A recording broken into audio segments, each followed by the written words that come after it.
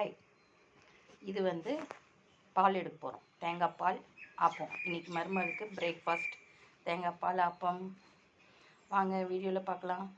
நேற்றுக்கு நைட்டே நான் என்ன பண்ணேன், பச்சரிசி ஊற வச்சு அரைச்சி வச்சுட்டேன்.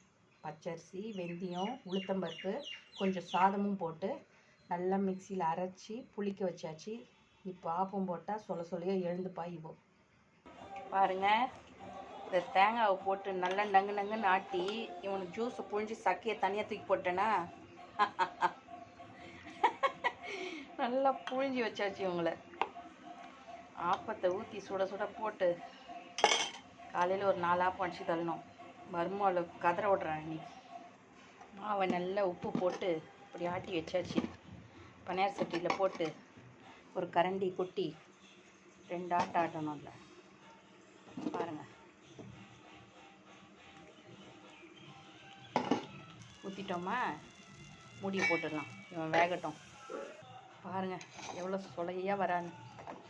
நல்லா வரலை, போட்டுருச்சு. கொஞ்சம் திக்காயிடுச்சு மாவு.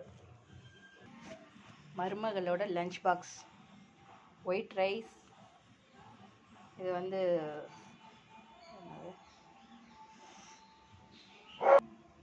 முள்ளங்கி குழம்பு மறந்துட்டேன் நான் காயே. இது வந்து துவையல், கேபேஜ் துவையல். அவளோட பிரேக்ஃபாஸ்ட் வந்து சொன்னேன்னா 4 போடணும் அவளுக்குன்னு. 4 ஆப்பம், தேங்காய் பால், கதற அவளை சாப்பிட வச்சு அனுப்புகிறேன். Okay, bye friends. வழக்கம் போல் சப்ஸ்கிரைப் பண்ணுங்கள், ஷேர் பண்ணுங்கள், பெல் பட்டன் அமுத்துங்க. இன்றைக்கி ரொம்ப ஹாப்பியாக இருக்கேன். ஏன்னா அதுக்கு நீங்கள் தான் காரணம். 100 சப்ஸ்கிரைபர் வந்திருக்கீங்க. ஸோ உங்களுக்கு ரொம்ப நன்றி. Love you all.